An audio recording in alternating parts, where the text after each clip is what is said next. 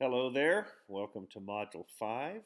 Um, we have been reading Tom Garfat's work on characteristics of child and youth care, as well as reading sort of a piece about his retirement, actually, and the contributions that he's made to the field. Now, Tom is kind of lousy at retiring, so he's still pretty involved in a whole lot of what's going on in terms of conferences and still involved with the online journal CYC-online, which is on the broader site cyc-net.org, which of course I highly recommend to you, and you know that you've used them or will use them in your papers to come. So I want to focus on a few things having to do with the characteristics that he outlines in his piece. And I want to talk about this notion of lived experience. Now, lived experience, of course, comes from the philosophical ideas of a field called phenomenology. So, phenomenology is the study of phenomenon, but a very, very specific phenomenon, and that is how do we experience our lives? How do we come to have a conscious awareness of that which we experience?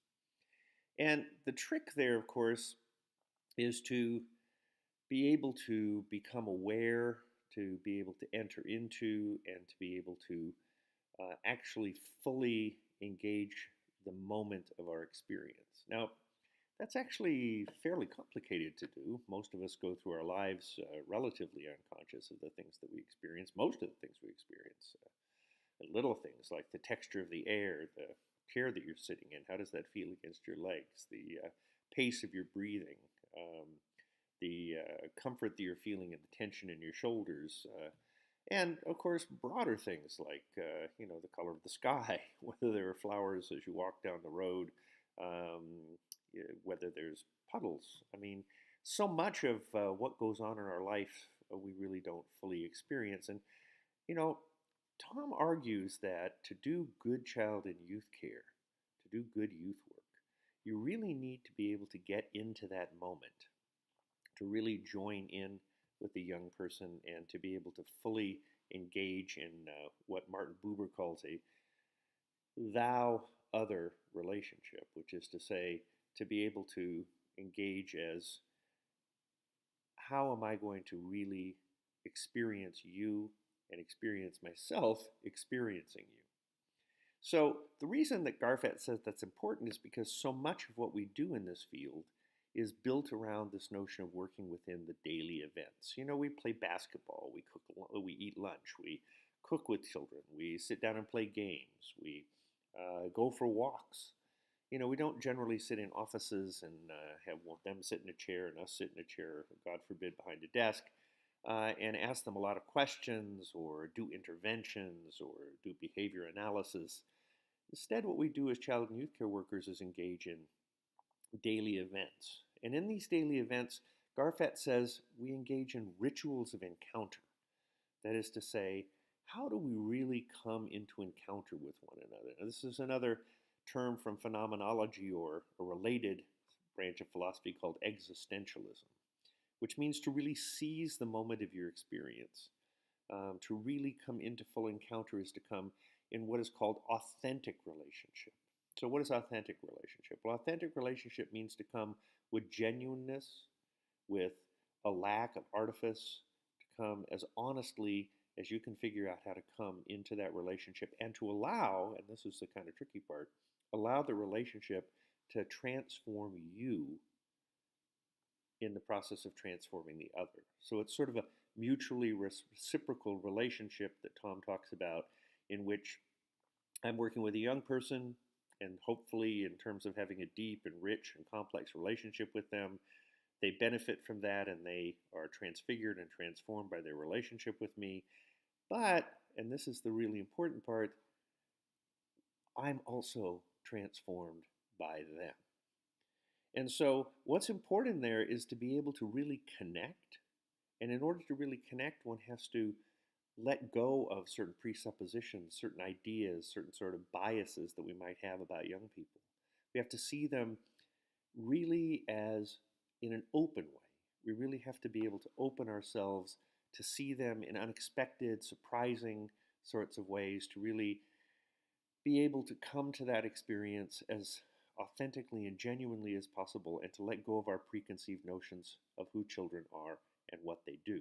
So that means, of course, letting go of things like diagnoses. It means letting go of things like social biases, class biases, race biases, gender and sexuality biases. And that means do quite a lot of work in terms of ourselves to make sure that we're not holding sort of hidden assumptions about the young people that we encounter.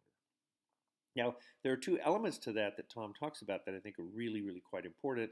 One of them is what he calls hanging out. Now, that means just spending time without any particular intention.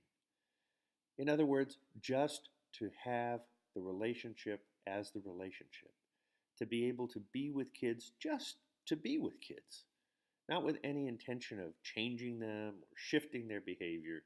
But, I mean, think about it. How powerful and how rare is it that you actually get to just hang out with someone without them having some kind of an agenda? Something that they want from you, some way that they want you to change, some way that they want you to give them something. It's kind of powerful. It's kind of amazing when somebody can just hang out with you, just be with you without any expectation. In fact, it's very, very rare. And so in child and youth care, we have a tendency to think that hanging out is kind of underrated. That we have this huge intentionality in our culture that says you have to have a purpose, you always have to have an objective, you have to have competencies, you have to have objectives to what you're going to do, about what kind of work you're going to get done here.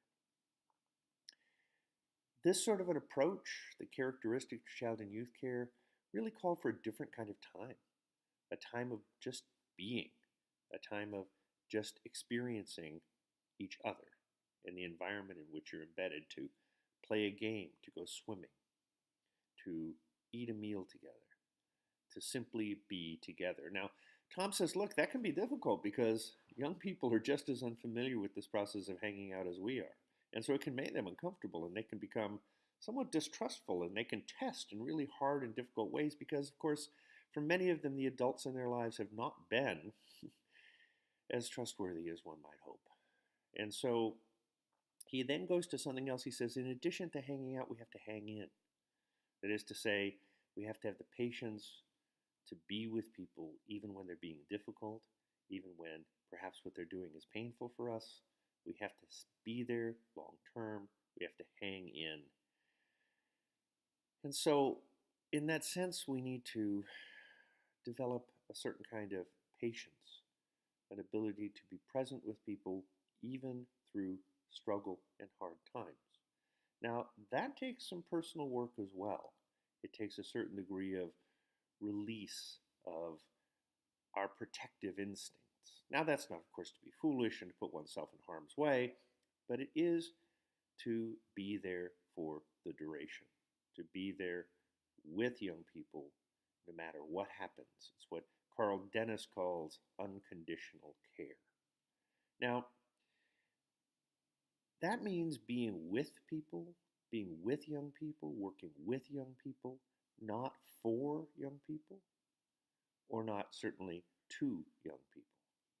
So the work that we do is all about being with. We're not working for them. We're not trying to do things for them. We're certainly not trying to do things to them. Instead, we're trying to build a collaborative relationship of care in which we do things with them by hanging out and hanging in. That's it for this week. Looking forward to reading your reflections, and I will see you next time.